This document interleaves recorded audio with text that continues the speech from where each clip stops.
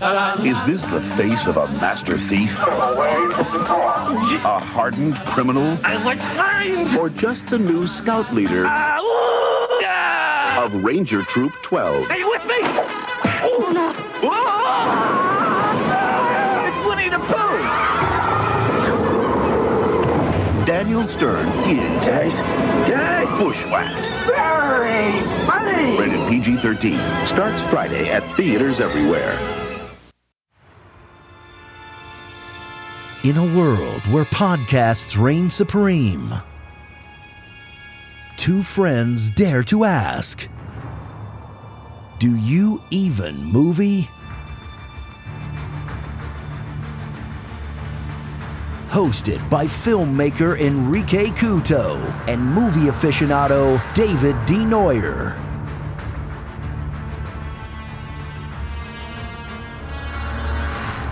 Spoiler alert.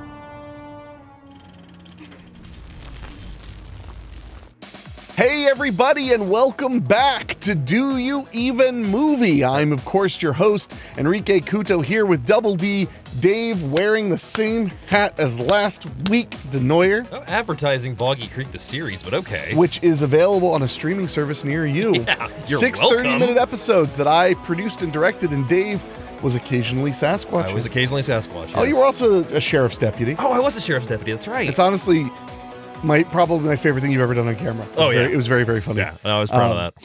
But anyway, hello. We are back, and I don't know how to top last week. That is true. I mean, how does one go against opening a show with a 20-minute memoriam to a dog, to a great dog? It made great me dogs. It made me think of Casey Kasem losing his mind. I knew you were going to say that. How could you make me go on a goddamn death dedication about a goddamn dog come out of an up-tempo record? How many times is Dawn on the phone? If you have is Dawn on the phone? If you have not heard that, what is it, like 5-minute clip? It's something like that. Yeah. It's multiple outtakes. Of Casey Kasem going off about a dead dog dedication that he is trying to come out of a breakup, and he's not thrilled about it. Well, this was a time, for those who don't know, Casey Kasem was one of the greatest voices in radio and television. Top and 40.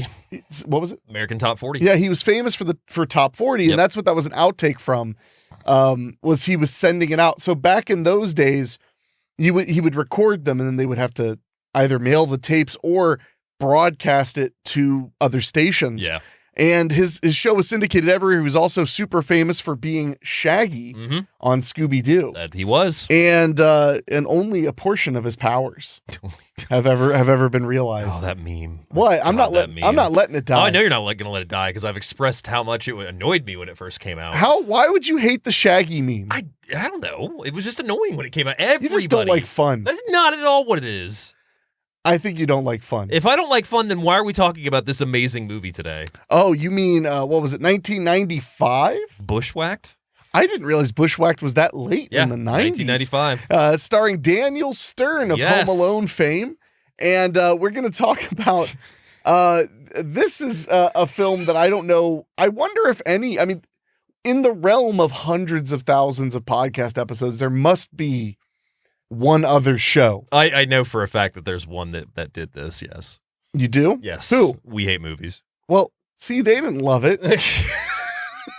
That was my second point and we're going to talk about how much we like it, because we don't really talk about movies that we don't like on Do You Even Movie. No, we talk don't. about movies that we enjoy a lot, movies that we recommend people check out, even when you pick a movie that's basically not available anywhere. I give you props because when we did Long Good Friday a couple episodes back, you weren't a big fan of it. You didn't dislike it by any means, but you were not a big fan of it, and you still had positive things to say about it. There's a lot positive to that movie, even if I didn't think it came together perfectly. Yeah. So no, I mean that's what we like to do on Do You Even Movie, is highlight the positives of these films, but mostly talk about the films that we enjoy, because you and I both enjoy that more than discussing things we don't. Yeah, but you also love throwing wild cards at me. Yeah, but I don't do that on a mic. No, that's my job. Yeah, I was gonna say that's all you. That is all. Enrique is right, and also handsome. So, but yeah, we're gonna be talking about Bushwhacked. But I do want to take a real quick second to say thanks to everybody who's contacted me and offered kind words about the passing of my dog Henwolf and the recent passing of my dog Chicano as well. It has been weird and hard, and we're actually recording this the day that episode dropped. Yeah. So many messages and comments saying things like, wow, I'm crying my eyes out and sad to see you so sad. And I'm like, well, I mean, I ain't going to be happy, kid. I feel like it was the ultimate April Fool's prank we could do. It's just like, hey, we're going to talk about this fun movie, but first, here's 20 minutes. Hey guys, I'm in a great mood and want to talk about fun things. April Fools. Now let's sob. So anyway, but this week we are talking about a comedy film. Yes. A film that I feel like was talked about right at the start of the show as one that we wanted to. I believe so, yeah. That we wanted to talk about. So I guess as much as it pains me to say this, take it away, Dave. All right. So we are talking about Bushwhacked from 1995, 1 hour and 31 minutes. Now, here's an interesting thing. So my DVD, which we watched this on, says PG on the back. The ad says PG-13 because apparently this movie has gone through a couple iterations, but the PG version that I have is the full PG-13 version. Apparently they like crossed out an F word, essentially took it out of the movie. Wow. Wait, Yeah. there was there's an F word apparently uttered by a kid. And Nice. that like I'm gonna guess it's probably one of the waterfall scenes. Well, for the funny thing is, I mean, this movie was just a daytime cable player in my life. Yeah. So I didn't know there were any real swear words in the film. That per is se. very true. Yeah. Cable's where I saw this too, but we'll get to that. So this is rated PG as of right now for crude dialogue. What was it? The scene where he explains the birds and the bees? I mean, that could be it. I mean, he literally uses a Barbie and a Ken doll and just starts mashing them together. Oh, we'll get to it. We'll get to it. Auga! So, But my favorite part was then he smokes a cigarette, watches a little Leno, and falls asleep. Oh, so good. So the director of this film is Greg Beeman. He was the director on a couple episodes of The Magical World of Disney, which in '86, in the mid '80s, I want to say, Magical World of Disney was where they would premiere original Disney films for TV. And he directed 2 of those. He also did License to Drive in 1988, the 2 Corys film. Oh, yes. The 2 Corys. Tales of the Unknown in 1990, Erie, Indiana, 92, Mom and Dad Save the World, 1992. I love Mom and Dad Save the World. I know you do. It's fun. It's gonna happen. Oh, I'm sure it will. Just so I can say Jeffrey Jones. Yeah. And then stare at you. That's fair. That's totally fair. The Wonder Years in 1992, which is not the first time that'll be mentioned. Jeffrey Jones. The Adventures of Briscoe County Jr. in 1993. He did a couple episodes of that. Yep. Problem Child 3, Junior in Love in 1995. You ever seen Problem Child 3? How have I not? Direct to TV. Of course, but I can't remember the kid that plays Junior how in on it. earth? For those unaware, if there's one thing that I love more than almost anything, it is overwrought sequels. Too many sequels makes my heart warm. I do not remember Problem Child 3. Justin Chapman played Junior Healy in it, and William Catt plays his daddy. He replaces John Ritter in it. Man, couldn't even get... I bet, no joke, because of the way I understand like cheap sequels and quick sequels, I bet the grandpa character is the only person who's returned. Jack Warden as Big Ben. You're right. And Gilbert Godfrey as Mr. Peabody. I am so good at Dr. Peabody in this one. Oh, good. It only would have been better if it said Rabbi Peabody. So I will say Problem Child 3 does pop up. It's not available right now, but it does pop up occasionally on Max.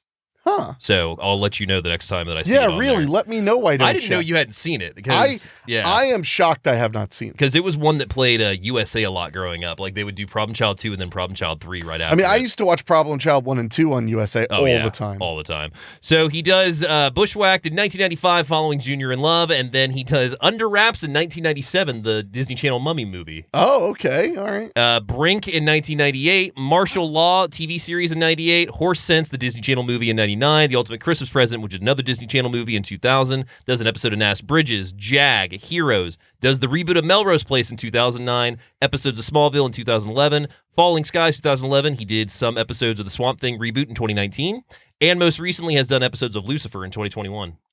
I wish I could be a name actor on a TV show just so that dude could walk onto set and I could be like, Bushwhacked. Yeah, I bet he would get a kick out of that.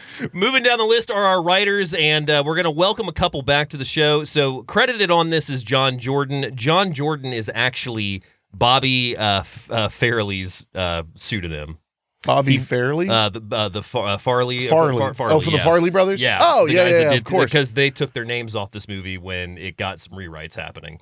Oh, wow. The Farley brothers were like, this is not up to our standards. So Bobby Farley in particular is a writer and director on Dumb and Dumber in 94, Bushwhacked in 95, There's Something About Mary in 1998, Me, Myself, and Irene 2000, Shallow Hal 2001, Stuck on You 2003, The Heartbreak Kid remake in 2007, Hall Pass 2011, and the Three Stooges film 2012. I need to see that Three Stooges 2012 movie. I've heard it's good. It's fun. I've heard it's very good. It's very fun. I feel for the Farley brothers because they kind of came in right at the end of the type of humor they were good at being popular.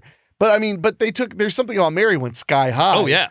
But then they just kind of petered out a bit. Our third writer is Tommy Swerdlow. Now, he is being welcomed back to the show because he was an actor on The Wildlife in 84, does Real Genius in 85, wrote on Howard the Duck, Spaceballs, Hamburger Hill, he acted in those. Comes a writer in 93 with Cool Runnings, and a writer in 94 in a little film called Little Giants. Oh, so welcome back, Tommy Swerdlow, who also did Bushwhacked after Little Giants in 95, Snow Dogs 2002, 1,000 Junkies 2017, The Grinch reboot in 2018, Puss in Boots: Last Wish in 2022 as well. If Tommy Swerdlow can make a comeback after Little Giants and Bushwhacked back to back, that's pretty good. Then you can ask her out.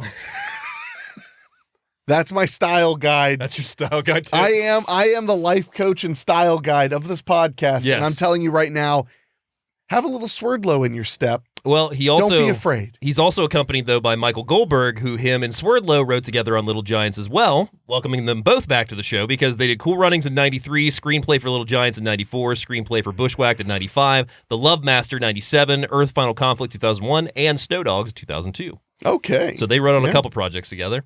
And then, in another trend, welcoming back to the show, the cinematographer Theo Van de Sande. He did shot Miracle Mile in 1988, The First Power 1990, Body Parts in 91, Big Girls Don't Cry, They Get Even 91, yes! Wayne's World 1992, which is where we're welcoming him back. Exit to Eden, Bushwhack, The Practice, Volcano, Blade, Cruel Intentions, Big Daddy, Little Nicky, Out of Time. I mean, the list goes on and on for this guy. I mean, but just like, was it Lost in Paradise? Exit to Eden. Yeah, sorry. Exit to Eden, sorry. That's a great one, too. A very underrated one that I saw on cable all the time as a kid. Yeah.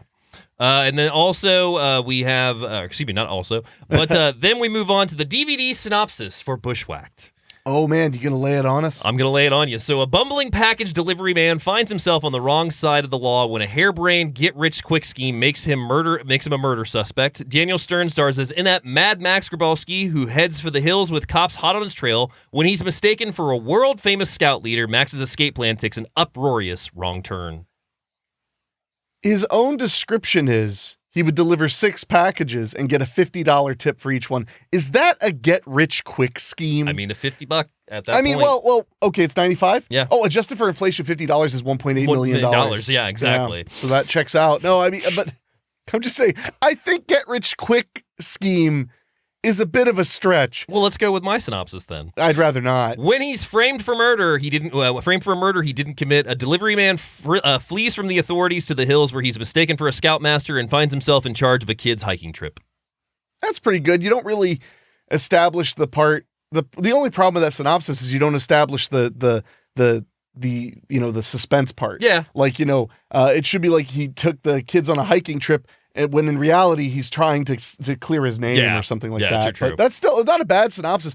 I mean, better than calling it a get-rich-quick scheme. Yeah. But So I will say, unfortunately, at the time of this recording, as Enrique likes to point out to me all the time, I like to pick movies that are not available. Bushwhacked has been available in the past. Yes, it's been on various major streaming services, but right this second, it's Nowheresville, and we blame the mouse. We blame the mouse indeed. Yes. You would have to get a DVD of it, which I believe is still pretty accessible if you want to drop, I think, like 10 to 15. Lousy mouse. So getting into our cast of the film, we have Daniel Stern, who plays Max Grabowski. He gets his start in 1979 with Breaking Away, then goes on to Starting Over in 79 as well. It's My Turn, 1980. Diner in 82. Blue Thunder in 83. Get Crazy in 83. Have you ever heard of Get Crazy? I think I've talked to you. Okay, so Get Crazy is a movie from 83 that is all about this venue that is doing its final New Year's Eve show, but the owner suffers a heart attack, so evil Ed Begley Jr. moves in with his goons to try and get the facility from him. Is evil Ed Begley Jr. like a combination of evil Ed from Fright Night and Ed Begley Jr.? Well, we can only hope, right? You're so cool, Brewster. Or sorry, Stern.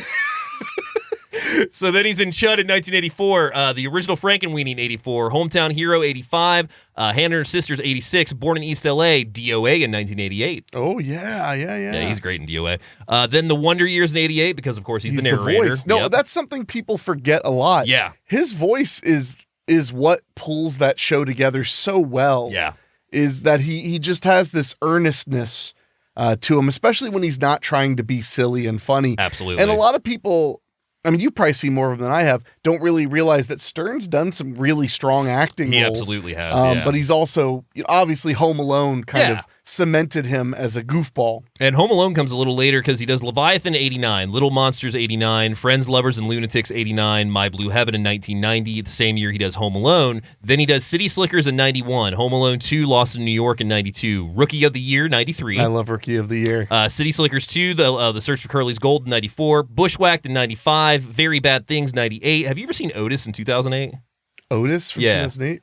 Oh, is that with the big fat guy? Big fat guy, and Daniel Stern's daughter is kidnapped by him because he wants to take her to the prom. I remember so little about that movie, but it used to constantly be packaged with Dr. Giggles. And wasn't it once packaged with Lars and the Real Girl? Yes, it was. Yeah. Yes, it was. Is that worth a revisit? It's pretty good. Lars and the Real Girls are actually pretty solid, and Otis too. Whip It in 2009, The Next 3 Days 2010. 2012, A Christmas Story 2, where he played the old man. But for the record, when it comes to A Christmas Story 2, not to be confused with A Christmas Story Christmas or My Summer Story. My Summer Story is great. Which was really a sequel in many ways. Was. I think Stern was the absolute best part of A Christmas Story 2. Yeah. There's a scene where he sits with Junior and just talks about life. Yeah. That I actually pulled at my heartstrings a lot in a really dumb movie. That happens sometimes. I mean, sometimes you pull at my heartstrings and you're just a dumb person. I mean, this is fair too. Yeah. So House of Lies in 2014, a show that ended horribly. You're welcome. House of Lies. Love the Netflix series in 2017, and most recently he's been on Shrill in 2019. Have you? He was the dad on Shrill. I watched Shrill. Have you seen any of his videos recently of just him on his farm or his ranch or whatever, just playing with horses and whatnot? No. Oh man, if you go to Daniel Stern's Instagram or his TikTok, you'll just see him on his ranch having a great time. Oh, good for him. Yeah, it's pretty great. Moving down the list, we have Jon Polito, who plays Agent Palmer. If you don't know this man's name, you know him. Yeah. 224 credits, Gangster Wars in 81, Chud in 84, Death of a Salesman 85. Wait, he was in Chud? Yeah, he's in Chud. Both him and Stern. So him and Stern were in Chud. All right. Yeah. Remo Williams' The Adventure Begins, 1985. Yeah. Highlander, 1986. Yeah. Crime Story, 86. Critical Condition, Miami Vice, The Freshman, Miller's Crossing. Now, Miller's Crossing is a critical point in his career because once he made friends with the Coens, that's all it wrote. He is in basically all their movies. He's such a character. Yeah. He's one of those guys, and I love that this is the way movies work. When you get typecast as a cop, you also get typecast as a bad guy in a weird, like Ray Liotta. Yeah. It's he was typecast. Anytime you watched a movie, it was oh, here's a criminal or a policeman. Yeah. Basically. Or a detective. Or the detective. You just didn't know what it was going to be, and he was very similar. He was always either an authority figure who was bumbling or corrupt. Yep. Or he was straight up a villain. I mean, he's known for The Crow in 94 as Gideon, the pawn shop owner. Yes, he is, actually. Oh, I remember his scene in The Crow. No, it's where he's like, well, it can't rain all the time. I knew you were going to do that. The Rocketeer in 91. I mean, he's in Blank Man in 94. Yeah, no, he's great in Blank Man. Bushwhacked, of course, in 95. He appeared in Dream On, Seinfeld, The Big Lebowski, Batman Beyond. He was a voice on, The Man Who Wasn't There, The Drew Carey Show, The Singing Detective, Scrubs, Desperate Housewives, Flags of Our Fathers, American Gangster, 2.5 Men, Batman Year One, and of course he was on It's Always Sunny in Philadelphia playing Frank's brother. DeVito's brother. He unfortunately passed away in 2016 from cancer, though. We lost him. I think he had done 2 movies, I want to say, right before that. Wow. I mean, he was a stalwart part of just about any 90s movie, it felt like, and TV. Yeah, no, absolutely. I mean, like I said, he's one of those faces just for being in everything that you can think of. I think I first really noticed him. It was in Ace Ventura, right? No, not in Ace Ventura. He wasn't in Ace Ventura? No, you're thinking of, oh, God, I can't remember the guy you're thinking How of. was he not in Ace Ventura? He's not in Ace Ventura. I would have written Ace Ventura down. Huh. That's a Mandela effect right there. Be, I really remember him being in there and he's not. Well, I just revisited Miller's Crossing and I forgot, like, Miller's Crossing is a great movie for one, but I forgot he's actually a really big role in it because he's one of the gangsters that Gabriel Byrne has to fool in order to basically stay alive most of the movie. Fair enough. No, it's good. Then wrapping us up is Anthony Held. He plays Reinhard Bragdon in this. He starts his career in 1964 with Another World, Silkwood in 83, Teachers in 84. He's the narc. Remember the student that's posing as the... Yeah, I remember. Miami Vice in 85, Guiding Light 85, Outrageous Fortune 87, Crime Story 87, Postcards on the Edge in 1990, and then, of course, Silence of the Lambs 1991, where he plays, Dr. Dr. Chillett. He's very memorable. Yeah. He pulls off a sociopath anytime appearance very well. Only movies in here that I see him being a good guy is Teachers, which he's technically not really, and then I guess Deep Rising, he's kind of a good guy even though he's not one of the criminal. I don't know. It's hard to say, but I mean, Pelican Brief, The Client, Kiss of Death, Bushwhacked, Poltergeist, The Legacy. Hey, Cappy. Time to Kill in 96, Deep Rising, 8mm, Boston Public, Red Dragon. I mean, he always plays. Well, I'm sure in 8mm he didn't play a reprehensible creep. Yeah, no, not at all. Yeah, he's not possibly a big twist or anything like that. We need to do 8mm. I would love to do 8mm. 2. Sorry, I wasn't done. Have you seen 8mm 2? Of course, I've seen 8mm 2. It's not bad. Gosh, you think I'm some kind of sucker now just because I haven't seen Problem Child 3? I mean, that hurts. There's that. That hurts me. And I do want to give a shout out to Brad Sullivan in this, who plays Jack Erickson. Brad Sullivan is another one of those actors. You may not know his name, but you know him from things. Just to give you a few of his titles, he was in Slapshot, The Sting. He's been in The New Kids, Miami Vice. He's been in Funny Farm, The Dream Team, The Abyss, True Colors. I mean, the man's got quite a resume, but this is one of his last. This is his last theatrical film. Right. So, I mean, really, could have stopped the New Kids. Nobody needs more credits than the New Kids. Oh, that's going to be possibly an episode. That is a feature film, my friends. That it is. So, what was your first time seeing Bushwhacked, sir? Oh, definitely 1,000% on cable. Yep. It might have been on HBO at first, but that ended up being a very common Saturday afternoon, Sunday afternoon on cable. It wasn't really on the USA Network when I was a kid. It was more on like Fox Family and places like that. ABC Family, TBS. ABC Family. Yeah, I know. You didn't get to live through the amazing time of Fox Family. I did not. But no, I'm not 100% sure when I saw it either, but I know it was always on TV growing up. I remember I would catch it mostly about the last 20 to 30 minutes when I would get off the bus at 3:30. Shoot, I think even Spike TV was airing it a bunch. It wouldn't surprise me. But yeah, it wasn't until literally 6 or 7 years ago I finally saw it uncut when I got that DVD from a video store that was going out of business. Oh. And no, I did not cause them to go out of business. They were one that was out of my town, and I was out there for my job at the time, which I was doing sales, and I saw that the video store was going out, and they had an amazing sale. You could have done more. How could I have done more? I bought Bushwhacked, Hoosiers. There's another one. Maximum Overdrive, because I think I flipped that because it was not an easy one to find at that time. Well, you didn't buy. You picked their bones. I did not pick their bones. The bones were already picked clean. I just picked out what was left. Prices were really good. The Bushwhacked, I think, was 50 cents. You killed them. I did not kill them. They're dead, ain't they? You ready to get in the movie? What's that quote? They did it. Oh my! Why are you busting quote outs on me today? I'm having trouble with. Tell me. Surviving the game. Oh, jeez, yeah. When he says, "You didn't really kill your family," he goes, "They dead, ain't they?" Ah, such a good movie. Also coming to the show soon. Oh yeah. We got to do that. Another excuse to pop out that new Blu-ray again. Hell yeah! So moving into Bushwhacked, we meet Max Grabowski, played by Daniel Stern, and he is on his job, and he stops off at this gas station, and he asks for 2 packs of Marlboros, some snowballs, and a jumbo Coke.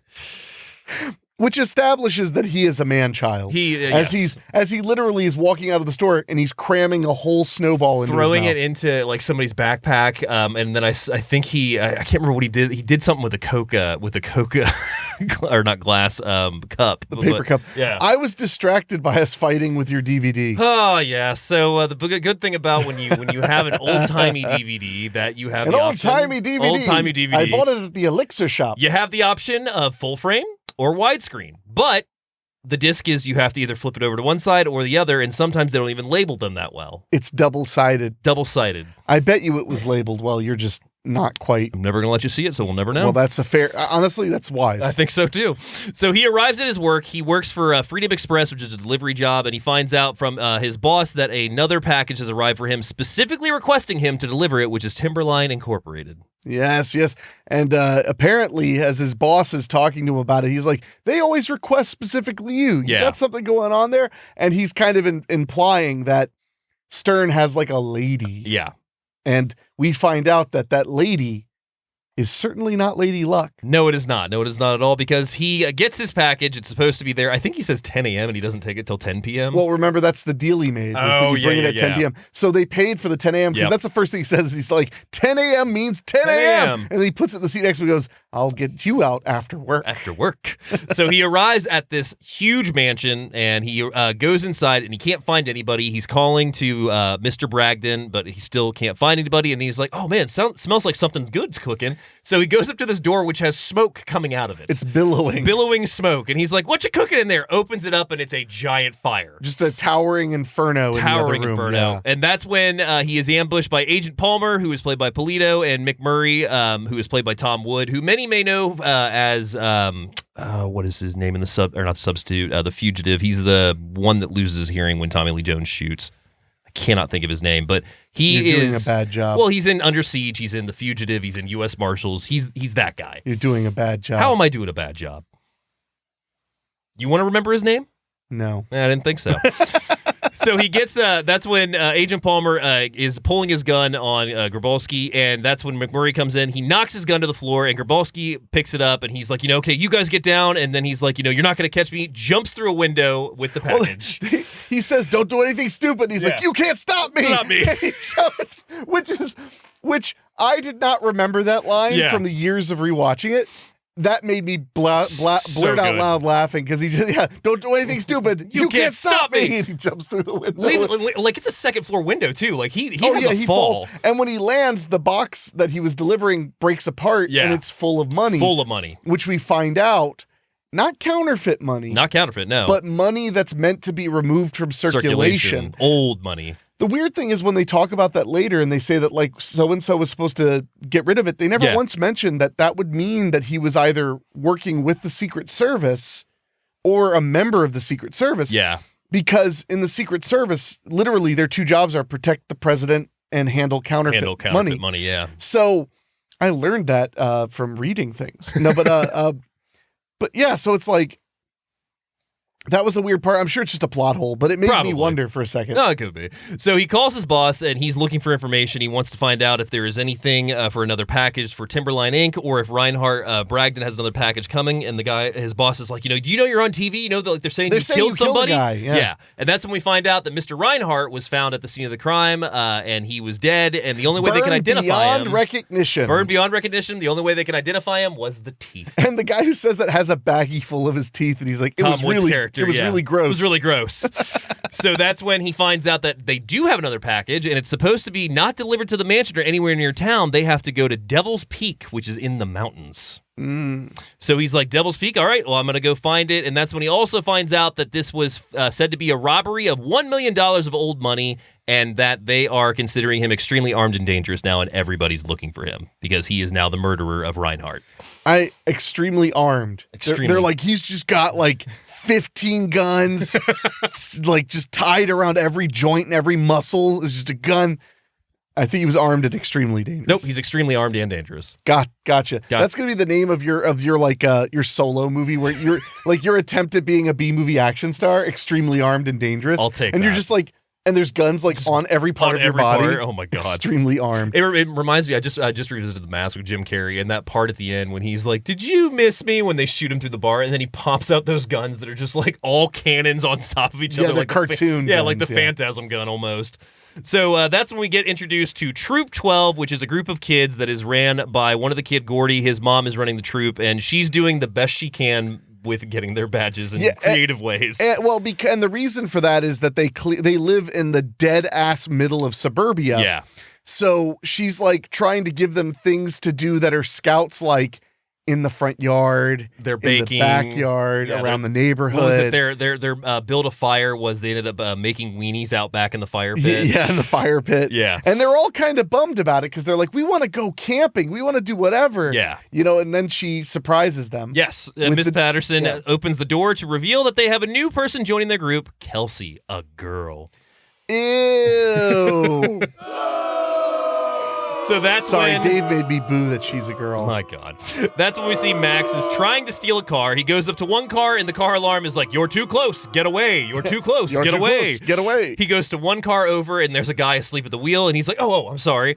And then he gets into one car as a woman gets out, and then he gets in the car, and in the backseat, a kid's like, "Mister, I have to wee." No, Mister, I have to poo. Oh, I have to poo, yeah.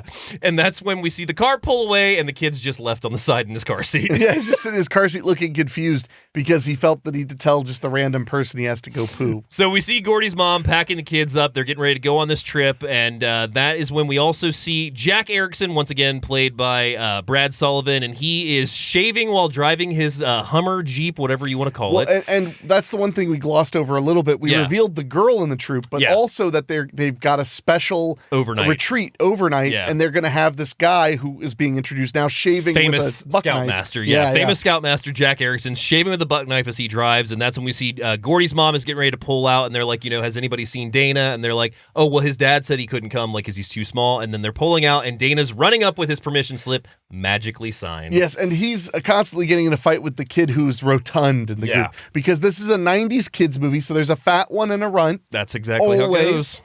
Always. And I like that in this one, they had the runt and the fat one constantly fight. Yeah. Because whenever he would go like, "You eat anything because you're fat," and he's just like, "Shut up, punk," and then they like fight each other. It's good stuff. So we see Erickson driving, we see Grabowski driving, and they both arrive at the same general store. And Max goes in to find out where Devil's Peak is, and that's where Erickson walks in, and he's like, "Is that your car outside?" And he's like, "Yes, it is." And he goes out to see that he has a sticker on his window that says, "I am an inconsiderate person," because he parked in the handicap spot. And also, while he was in the store, he was standing in front of the TV to block that they were showing his face on the news. The general store owner's like, they're talking about that guy on the news. Murderer. Yeah. And then after he has that little fight with the ranger guy, the guy from the store comes out. He goes, "They're saying Mad Max Grabowski is coming out this way. He's in a stolen gray Volvo, which blue Volvo, right? Station wagon, directly in front of it, right in front of it. And that's when he realizes it. So that's when Max pulls out his gun, and he's like, "All right, everybody inside." So then we never see what happens to the general store owner. I assume he killed him in cold blood. Shot him in cold blood. Yeah. So that's when he is going to have Jack take his hands to the steering wheel. He glues them along with his chin, and that's when he has him drive the stolen Volvo, so he's on the cops' trail, and that Max can get away in his Jeep Hummer thing. Yeah, he uses the glue that he used to put the "I'm an inconsiderate person" thing on the window. I'm going to start putting that on your car. Don't you dare. No, just when you were in... Oh, yeah, you're right. Maybe just once. Oh, just once? Yeah, if I do it every time, that's going to get cruel real quick. Oh, God. So the kids and Gordy's mom wait for Jack to arrive, and that's when Max gets mistaken by Jack because they send a sheriff out after him. The sheriff finds him because he's in the car that says Scoutmaster Erickson. Yes. So they mistake Max for being Jack, and that's when he ends up going on Troop 12's overnight with them because Mrs. Patterson thinks that's who he is. Well, and, I mean, what's he going to say? No, I'm the guy that you want to send to prison. Yeah. So, of course, Jack Erickson is a famous Scoutmaster. So the first thing they do is ask Max, what was it like climbing Everest? And he takes a second to think, and then he goes, "It was bitchin'." Or it was a bitch. It was a bitch. Yeah. And the kids are just kind of like, "What?" Whoa. And he's like, I had to climb these peaks, and there's something about the Himalayas. I can't remember the exact line. Oh, he said the wrong country where the Himalayas were, and then he mentioned the Alps. He had to go across them. But then he's like, "I had to cross the Alps to get to the Himalayas," and they were like, "Whoa!" So So the kids are won over. Gordy's mom thanks him, and as Max is chewing gum, she's like, I try to not have gum around the kids. So it's hilarious because he goes to spit like into her hand, and she's not putting her hand up, so then he just grabs a napkin that he conveniently wrote the Devil's Peak address on. Yes, so which may come back into the movie. I doubt it. No, I doubt it. But and one of the running gags in this film that I really like is there's a lot of Stern not having an answer to the kids' questions. Yeah. So he just kind of BS's. Yep. And then kids being kids just go, all right. And then they just call agree. him on it. Well, they start to, but there's that thing where it's like if you just exude confidence enough to a child, they'll believe you. Exactly. It's very, very funny. So Max and the kids hit the trail, and he tries to trick them by telling them to go ahead and walk ahead because the first thing he does is grab one of his cigarettes, and he throws the pack down, and they're like, "You're not going to leave that, are you?" And he's like, "Oh, you're right. I got to cover my tracks." Tosses it over the side, starts erasing his tracks, and he tells the kids to go ahead. He's going to catch up with them because he's going to watch them a distance and evaluate their walking.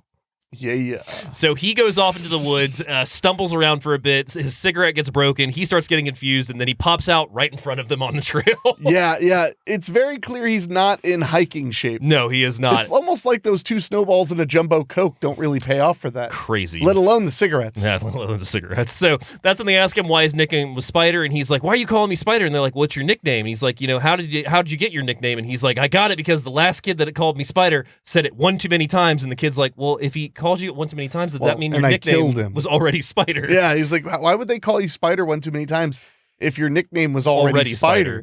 And he's like, So that's when we see Jack Erickson. He gets pulled over by like 8 or 9 cop cars. Yeah. They are like, because they think he's a man on the run. Yeah, they think he's Mad Max. Yeah, so they pull him over, and they are just screaming like, "Get out of the car! Put your hands up!" He's like, "I can't."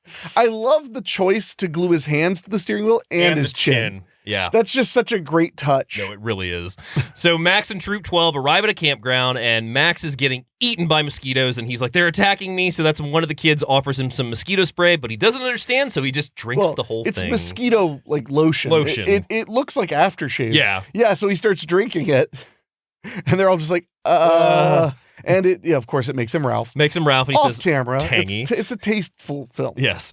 And that's when the kids talk about, where they want to go because they're by this sign and they're like, we could go to Coyote's Den or, oh man, it'd be so cool to go to Devil's Peak. And that's when he goes, Devil's Peak? What do you know about Devil's Peak? And they're like, the sign. Yeah, it's on a friggin' sign. So that's when he decides, if the kids want to earn their 6 badges that they're missing, they need to hike to Devil's Peak, and that's how they can get those badges. Oh, yeah. So he convinces the kids they're going to hike to Devil's Peak. So back at the trail entrance, Agent Palmer and Agent McMurray arrive, and they're alerting Miss Patterson that Grabowski has taken the kids and that he is not Jack Erickson. And boy, does she look thrilled when she realizes she just handed her own son and all of the neighborhood kids to a believed murderer. Yes. Terrified. And Jack goes along with Agent Palmer and McMurray because at first they're like, we're not taking you. And he's like, I know these trails better than you do. You guys know your instincts. I know how to survive on this trail. So I'm going to be of help to you. And he's like, you can come with us, but remember, I'm in charge. I call the shots. So the kids reach a higher point, and Max, using his binoculars, finds out the police are onto him. They've arrived at the entrance, and he tells the kids they got to hide. One of the kids spots a baby bear, and Max is like, well, what are you freaking out about? It's just a little bear. So he goes over and starts not wrestling with it. He's playing with it a little aggressively. It bites his hand. It starts biting his hand and then pulling really hard. They put great crunching sounds. Yeah. And so he's like, ow. And that's when he turns around to see that Mama Bear has arrived. And thank goodness he faints.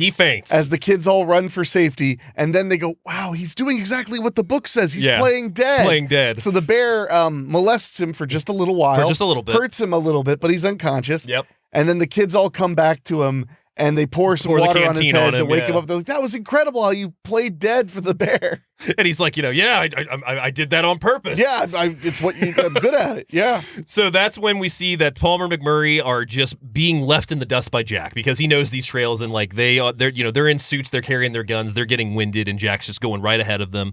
So they reach one side of the cliff, the kids and Max do, and that's when one of the kids has to pee, and he's like, all right, we're just going to go ahead and take a pee break. So Palmer, standing on the other side of this cliff, starts getting what he thinks is a mountain mist on him. And in a way, he's right. It was some mellow yellow. I forgot about that scene. Yeah. a group of kids are just pissing on this FBI agent. Yep. And it's pretty delightful, but he's like, just what we need. A spring shower, a cool spring shower. And he's like, that's not rain. That's not rain. So that's when Palmer looks up. He calls to the kids, and that's when Max is like, all right, we got to run. We got to hide. And they decide to take off towards this bridge that they see. A very, very, very long rope bridge. Rickety, long rope bridge. Yeah, no, like crazy long. It's like Indiana Jones Temple of Doom. style. I was just getting ready to say it. Yeah, it's like Temple of Doom almost. So that's when he tells the kids to run across. He runs back to see if they're still on his trail, and of course Palmer and Jack are closing in on him. So he gets the kids all across, running them across the bridge. He gets to the bridge, and he's like, all right, I'm going to chop this thing down, except he looks back, and one of the kids is like, Mr. It's the dorky one Mr. that has Erickson? all the medicine and stuff. Yeah. What was his name? Fishman. Fishman. And Fishman's like, I have vertigo going on right now. I can't move. And he's like, tell yourself that you're a sexy stud or something like that. He says, say I'm so-and-so Fishman. I can't remember his first name. Yeah. Super stud. Super stud, yeah. What? He's like, it'll give you confidence. So he says it a couple times, and he's like, it doesn't work. It didn't work. So, but eventually he basically tells him like he's going to kill him. That's the best. He's like, he starts to go chopping, and he's like, you're crazy. And he's like, get across here. Maybe I am crazy. Yeah. So he goes to chop the bridge. Of course, Fishman makes it across, and that's when Jack reaches the bridge, and he cuts it right in time. You're skipping an important thing, though. Oh, am I? Fishman runs across. Yeah. And immediately gives Stern's character a big hug. A big hug, And then he goes, I did it. I could do it. Yeah. And it's actually like a really beautiful moment for that kid. It's a sweet scene, yeah. Because that's what, you hope to get from being in Scouts or whatever is to challenge yourself. And he's a nebbish little nerdy kid. Yes, he is. Again, like I said, you got the fatso, you got the runt, and then you got to have the nerd. Yes. And he was the nerd. So it's a really sweet moment where he runs across and hugs him. But then, he tells him to go and run off with them. And then he goes and starts cutting the rest of that bridge down. And that's when Jack and Palmer reach the cliff. And Palmer's like, well, what's next? And Jack's like, well, what do you think? We're going to have to go around. Yeah. So they just bought themselves some time. So they stop to make camp, and Max accidentally grabs a beehive, mistaking it for a pine cone because they need to gather pine cones to start a fire. And he's excited because he's like, this one's the size of a football. God. So all the kids start getting excited because they're like, throw the pine cone. Yeah. And it's a and all the beehive opens up, the bees swarm out, and then that's when we see him getting very, very badly stung because the kids in the next scene are pulling the stingers out of him, and that's when also one of the kids are like, how is he this guy if he didn't recognize a beehive? So they're already a little suspicious. Yeah, it's a little suspicious. So back with Palmer and Jack, Jack explains, or Jack's trying to catch a fish, and that's when Palmer's like, you're not going to get anything in there. And he's like, sir, I am the thin khaki line between morality and depravity. Which is such a great line.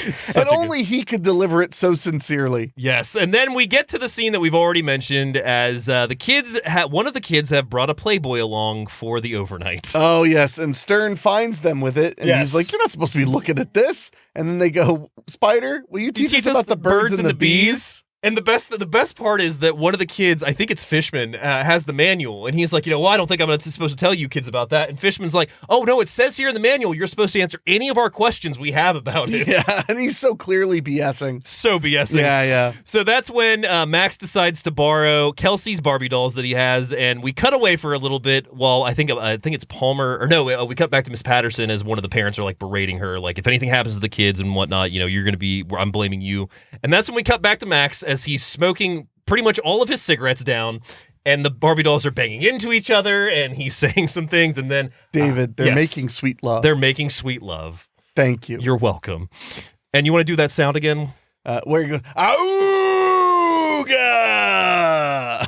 And then the man smokes a cigarette, watches a little lino, and falls asleep. And they're all just like... They're horrified. And he's like, any questions? So we see the kids next sitting around a campfire, and Mac, and they're both doing like would you rather scenarios, and Max goes ahead with his would you rather scenario, which is telling the story about how he fell into the Timberline packages deal. Yes, which is this scene I love because as he's describing, he's like, you walk into a mansion and a man you've never seen before pulls you in and says, today is your lucky day. Your lucky day. If you bring me, I have 6 packages coming over the next 3 weeks. If you deliver them personally every day at 10 p.m., I'll give you a $50 tip. And maybe you're thinking, life as a delivery man's kind of kind of boring. Uneventful. So maybe this will be kind of exciting and $50, Yeah. you know? So he slaps the $50 in her hand and says, "Are you in? What do you do?" And all the kids unanimously go, "Oh, this is such a setup. It's This a is scam. That clearly a sounds scam." illegal. That guy sounds like a criminal. That guy sounds like a criminal. Yeah. Yeah. Nobody would do that unless Only they a were doof would fall for it. unless they were an idiot or a Yeah. doof or a sleazeball. Sleazeball. So that's when Max decides that he's going to go to bed, and he also passes one of the kids that is making a makeshift radio because the next morning he gets his radio working. Yes, he has a crystal diode radio. Yes. But I want to mention this scene that we just talked about kind of made me see something I never really noticed in Bushwhacked before, Ooh, go which ahead. is just how sad Stern's character is. Yeah. He's kind of a guy with no purpose, Yeah. no real friends, not good with women, has a dead-end job. And it like my heart kind of broke for him when they all were just like, "Oh, that's only an idiot would fall for that." And he's Yeah. like, "I'm going to go to bed." What I think the best thing is, though, is because he's starting to bond with these kids. No, he's totally so their bonding with opinion them. hurts his feelings. Yeah. Because he's like, "Oh man, they're right." So the next morning, that's when they get the makeshift radio working, and that's when they hear about how they are, and everybody's thoughts and prayers for the hostages that are being kept near the Devil's Peak right now. Well, and then they say Troop 12. Troop 12, And yes. they're like, "That's us!" That's us! So they find out that the guy that has supposedly taken them is Mad Max Grabowski, so they go to check his ID, confirming Max Grabowski. And of course, right as they're checking his ID, Max's gun is in his hand as he's asleep in the tent. And he like rolls over and points the gun at them, Yeah. not intentionally. They're like, "Ah!" So the kids panic, and that's when Jack sees the kids sending smoke signals next, and he's super proud of them, except he's like, they're sending smoke signals. I'm super proud of them, except they say belp. Yeah. He's like, "Well, they're kinda signaling." He's like, "What does it say?" Belp. So the troop puts together a concoction in a canteen to drug Max. They've got cough syrup, sleeping Cough pills. syrup, sleeping pills, allergy medicine. Yeah. Everything that Fishman's got, Yeah. they put into this canteen and shake up so it'll all dissolve. And as Spider Yeah. is awake, he's just like, "Hey, Spider, hello there. Hi. You looked thirsty. You're thirsty. You should have a drink." He's like, "I don't want to drink. I don't want to Fishman." drink right now. He's like, "But you're thirsty. We all can tell, right?" And they're all like, Yeah. And so he takes it and he's just like, Reluctantly. and he just opens it up and he takes a sip and he's like, "That is good." Takes off running, holding the canteen, drinking the canteen, and he's just leaving the kids in his dust too. I think there might have been some Sudafed in there. There might have been. So that's when he runs off with the kids, and the kids start faking injuries to try and stop him, and one of the kids actually calls him Mr. Grabowski. Yeah, and Fishman does, of course. "I think I sprained my ankle too, Mr. Grabowski." And he's like, "What did you call me?" What'd you call me? He tries to save it, can't say but it. luckily, as he's getting angry and trying to come up with what he's gonna do, Stop for a second. Oh. The kids all drop to their knees and go, "Please don't kill us, Mad Max." And that's when Daniel Stern falls over yeah, asleep. then the drugs hit. Yes. So he passes out, and the kids flag down Jack and Palmer, but the kids are alerted when Palmer then shows up by himself because they're like, "Wasn't there a second guy with you?" He's like, No, it's always been me. Yeah, just me. Because one thing we forgot to mention is when he's going to chop down the bridge, frickin' Palmer is about to take a shot at him. Yeah, he was gonna shoot Stern Yeah. right there with a scoped rifle. And he even says, $1 million all for me. Yeah. Well, we know he's crooked. Well, Oh, not yeah. just because of the actor that is playing him, because it's who's Joe always Polito. playing crooked Yeah. cops, but that he was there at the murder. Yeah. So he knows Grabowski didn't do it. Yeah. So Palmer takes Max, but the kids are suspicious of him. So Max is taken off by Palmer, who intends to kill him. He's like, "Don't hurt the kids." And he's like, "Oh, don't worry, I'm just going to hurt you." The kids then also see a helicopter, so they start trying to flag it down, but the helicopter flies right past them, and that's when Gordy goes, "Something isn't right." So Max is taken to the helicopter, and out steps Reinhard Bragdon, who is still alive, and talks about how, he had his teeth knocked out, but for $1 million a tooth, not a bad deal. Yeah, because he says, "But your teeth," and he's like, "At $1 million a tooth, I figured, not a bad deal." Yeah. So Max has been set up by him. He had his death. The death was, of course, faked. And Palmer is working for Bragdon, who tells him to kill Max and then go and kill the kids. Which is a great moment of levity as this is all revealing, because he says, "Kill him." And Stern's character's like, "I can't kill him." He's like, "No, kill Grabowski, and then kill the kids. So that's when Kelsey is like, we got to save Max. You guys shield your eyes for a second. The kids then show up using Kelsey's bra as a slingshot, which they hit Palmer in the head. Training bra as a slingshot. They hit Palmer in the head, and they go to hit Bragdon, but of course he steps out of the way, and they hit Max, and Max goes over the side of the cliff into the water. And right into the drink. Drink. The image, so 90s, of all these kids holding the edges of this training bra to make a big slingshot that launches 2 rocks at a time. So good. Super good. So Max falls in, and that's when all the kids decide to go in after, because they run away from Palmer and Reinhardt, but they get to a cliff, so they jump off. So Reinhardt and Palmer get back into the helicopter. So now Max and all the kids are in the water. They're going through the water, and they don't know where Dana is. All of them assemble at one point, but they can't find Dana. They're getting close to a waterfall, and that's when Dana, hanging on one of the limbs, grabs them and pulls them to the side. So good. So Palmer and Bragdon are in the helicopter, and that's when the kids get the idea to throw their bags in the water to make it look like they died, because at that point they'll leave them alone and they'll think that they're good to go. Little fugitive action indeed. So we see all the kids toss their backpacks in. Palmer and Bragdon laugh when they see it, because Palmer goes, well, what we couldn't do, Mother Nature did for us. So fucking evil. So evil. So we see Max and the kids walking into a storm, because now they're like, well, what now? And that's when they find a cave that they take shelter in for the night. And that's when Dana's dad tries to vent to Miss Patterson. He's like, I'm sorry, I'm a little distraught right now. And she's like, hey, why don't you take some money and call your wife, because I don't want to hear this right now. So that's when she goes into the napkin to get some coins out of her pocket and finds the Devil's Peak address. And she's like, well, now I have something. So she goes to look it up and finds out that Reinhardt is the one that lives at the house. She tries to go to Agent McMurray about it, but he doesn't want to hear it. And she's like, if you're going to leave me this, then I'll go do this by myself. So at one point, she gets into a car and she's driving. But before that, the kids try to figure out a plan to let the world know that Max is innocent as he's in the cave. They're talking about what they're going to do, asking him if he'll still be their scoutmaster when it's time, when they clear his name. And he says that he will be. It's a super sweet scene. It is. No, and this movie, I always remembered the reason I would stick around watching it when it was on cable or whatever was that the ending sticks a really nice positive it absolutely moment. Does. So Max tries to leave in the morning, but Gordy catches him, and that's when he tells him that they're going to help him. They're going to help him clear his name. And Max is like, okay, well, we got about 2 hours until the truck arrives, so we got to scale this peak. And he walks up the peak, and he's like, 2 hours, huh?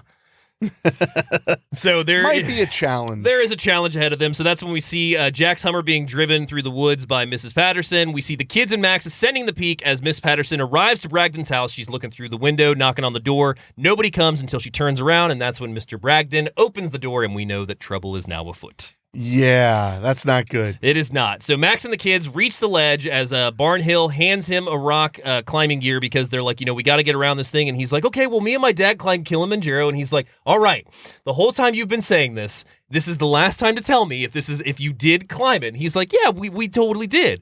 So they set up the rock climbing gear. It doesn't work out. So that's when they decide that Max is going to be the bridge for them to cross the side of this peak. And it's worth mentioning what was the name of the bigger kid? Barnhill. He is constantly making up stories about how awesome his dad is. Yeah. Which I suspect is in reality, his dad's just not around. Not true. So probably. he says he's a spy. Yeah. He's climbed Mount Kilimanjaro. He's done all these things. So, he's not exactly the most reliable. He is not. Yeah. But it's hilarious, though, because Stern's character is literally laid between these two cliffs, and the kids are crossing him like a bridge. Yeah, he's just holding on, and his feet are on the other side. The best is Fishman comes to him, and he's like, with your body mass, you should be able to hold for about another, 3.5 minutes. He's like, oh, good. Take your time. So that's when we see that they have reached the side, and they have binoculars, and Mrs. Patterson has now been tied up by Palmer and Bragdon as they are packing up the money to leave. And the kids notice this because, he gets the binoculars, and he's like, what do you see? And he's like, well, I see the bad guys and Gordy's mom tied to a chair. So they got it. Now they have to save her. Gordy's mom tied to a chair. Yep. So now they realize that they have to save her. So Max and the kids reach the house, and the Freedom Express truck arrives, delivering the last load of money. And that's when they devise a plan. So Bragdon and Palmer go out to leave, and Palmer notices that something's off because the kids are off to the side talking with Stern, and he's like, something's up here. So he finds the kids, and Stern pulls a gun on them, and he says that he's going to kill, of course, Daniel Stern's character. But that's when Jack Erickson from atop a tree leaps right onto Palmer. Straight Rambo. No, Rambo. No, that's because that happens in First Blood. Yeah. He literally jumps straight down and lands on him. Yeah. It's good stuff. So he has the kid seize him, and he's like, I got an idea. Takes the glue out of his pocket, and that's when they glue Palmer to a tree with his chin and his hands right on the tree. Bragdon comes back as Max runs into the house to free Gordy's mom, and he's trying to untie the knots. He's interrupted, though, as Bragdon tells him which knots that he's tied it with, and that's when he takes them both out to the side of the cliff, and he's going to have them pushed over the side. So Gordy runs at them, trying to get in front of them, but he trips over one of the deck boards that's loose, launching himself into the air as he goes over the railing of the cliff. And, of course, Gordy's mom's freaking out. Max is freaking out, and even Bragdon's freaking out as he takes off running. But Max tackles Bragdon to the ground, punches him, knocking his teeth out. Yeah, because he's like, that was one of my kids! Yeah. And he punches it, which is another endearing moment. Yes. A very endearing moment. So that's when Gordy goes over the side and he reveals that he's hanging onto a limb of the cliff. So Max goes down and he tries to save him. He goes to the side of the limb, starts standing on it, and the limb starts cracking. So Gordy is hanging on this thing. Max is standing on it, and he's trying to get Gordy's hand so he can get his weight off the limb. The limb starts to break more, and that's when Gordy reaches up and grabs his hand. He pulls him, the limb breaks, and somehow Stern hangs onto the cliff so Gordy can climb to the top. When both of them reach the top, they share the biggest hug. It's the climax of the movie. Yeah, is that he saved this kid. It's not really about the crime stuff. That's kind of the filler. Yeah. And now we head into the big ending. The big ending. And this is where I was saying that I picked up on something I hadn't really picked up on before. Yeah. They award the kids, of course, the best badges, make them all Eagle Scouts. The Eagle badge, yeah. They've surpassed all of the Tenderfoot. Yeah, and now they have Eagle badges. Yeah. And then, in a surprising turn of events, he awards Stern. Yes. He basically says, you broke every rule in the book when you took these kids out. But when when those children were in danger, you showed the kind of courage and bravery that makes you a phenomenal courage, scout. values, and honor that makes you an honorable scout leader. And he awards him with a medal that makes him a scout leader. Ranger Scout Leader badge. And the reason I like this is it ends with our main character gaining a purpose. Yeah. Because now he thinks he's going to get to go out with just his kids. But then the big gag at the end is they reveal, oh, no, not just your kids. You're taking all these the kids. And then they all run up on the stage. And I remember I mentioned it when we were watching it. And they just put their hands on him. They're just like touching him. And he's like, ah! Yeah. And then we get the freeze frame, fade to black. And that is 1995's Bushwhacked. You're goddamn right it is. Such a good movie. This movie's so much fun. So before we get out of here, would you like to know, unfortunately, we don't have the budget for this film. I could not find the budget. If I had to guess, well, first of all, because it was a flop. Yeah, it was a flop. What did it make? So opening weekend, it took in about $2,988,000. Okay. And it grossed $7.9 million worldwide. If they called it a flop, in the United States. If they called it a flop, then it probably cost between 15 and 20 million. Seriously? Maybe even more. Damn, I was thinking like 8 to 10. No, Daniel Stern was an A-lister. Oh, wait a minute. Yeah. This was a major studio movie. It was made by 20th Century Fox, the people who made Home Alone. 12 to 15 million, I bet. I bet you it was 15 to 20. Yep. And that's why it was considered a massive flop. That's a bummer. Sorry, just saying. So the original title was The Tenderfoot. The Tenderfoot. The Tenderfoot was the original title. While the film's young cast had to undergo training sessions for the swimming and rock climbing sequences, Daniel Stern deliberately avoided any exercise as he felt it would better enhance just how out of his element his character was. That is an awesome way to stay lazy. Yeah. That reminds me of one of the greats in interviewing. What was his name? He had a show for like 30 years. Morton Downey? No. He had like Larry King. Okay. Yeah. Larry King would never do any research. He would not. And he claimed that the reason was so that he would ask real questions that anyone would want to know. And I was like, that is such a good way to just not do any extra work. Basically, which also leads to that infamous clip of him in Seinfeld. Oh, so good. So good. I love Larry King's stuff was so good. It's so good. So originally considered to be a spinoff of Home Alone, with Daniel Stern reprising the role of Marv Merchants trying to reform himself, it would have involved a backstory of him being sick of Harry's abuse and proving he could make it on his own. That, and he also would have been far more rough with the kids after their antics, reflecting Home Alone and Kevin McAllister. Yeah, I think if they had made him the character from Home Alone 1 and 2, that might have helped. But it would require a lot of character turnaround. Also, a lot of disbelief if he was the character, because I feel like his story would have been out all over the place. Marv? Yeah. Would have been, well, I don't know. I mean, you would have just had to really establish that, like, he was interested in being a better person. Yeah. And that's why he ran off. Yeah. But, yeah, probably. I mean, see, it's funny because I could be like, that's probably a bad idea. And it's like, well, the idea they went with didn't work either. Yeah, so exactly. Maybe that would have been the way to go. The Boy Scouts of America wouldn't allow the filmmakers to use the Boy Scouts trademark in the film. That's not a surprise at all. The Boy Scouts of America are very protective of their trademarks. It's not a public thing. Yeah. It's actually mostly run by the Mormon Church, or at least it was for a very long time. So, and they're very protective of their image. So Peter Farley, God, I keep saying Farley. Peter Farley and Bobby Farley, I can't do it. You suck! Had written the original script, but after the film was changed, they took their names off and were instead credited under the pseudonyms John Jordan and Danny Byers, which is what is on the film. Well, hell. In order to warm up for the day's shooting, Brad Sullivan would run backward around the ski complex the actors were staying in. Who's Brad Sullivan? Which one was that? Jack Erickson, his final theatrical film.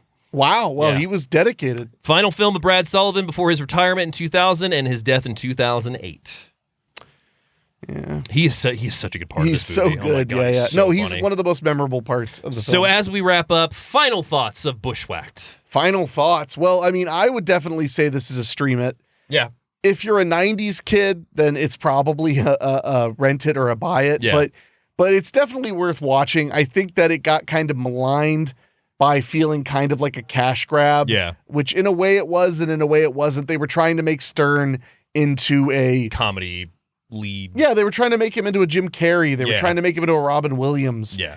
And it just didn't take off. It didn't click. But as a kid, I thought this movie was as good as any comedy. Absolutely. So I liked it as a young man. And that was who it was meant for. It's another time capsule of 90s kids movies that you just don't see anymore. Like you can't make this movie today. I mean, you could try. You could try. Stern's pretty old. But, I mean, Daniel Stern is so good in this movie. There's so many great one-liners. Like Enrique said, the ending just wraps it up perfectly. And it's a fun movie. It's definitely got some humor that I don't know if a kid's film would contain nowadays. Oh, no, it's super off-color. Super off-color. So, but it's one of those movies that if you grew up watching a lot of cable, you probably saw this, and it's definitely worth a revisit if you never saw it uncut, because there's no telling what they cut out on TV. I mean, yeah, there is no way of knowing. So that is Bushwhacked of 1995, starring Daniel Stern.